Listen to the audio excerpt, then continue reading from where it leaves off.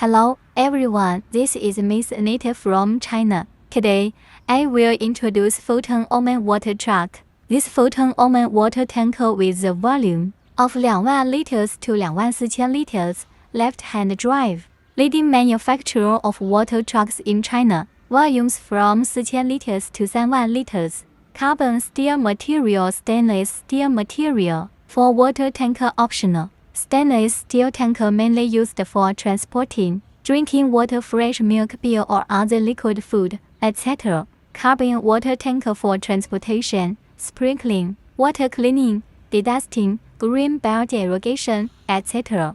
Installed are front sprinklers, are rear sprinklers, China model water pump, rear with walking platform with green sprinkling cannon.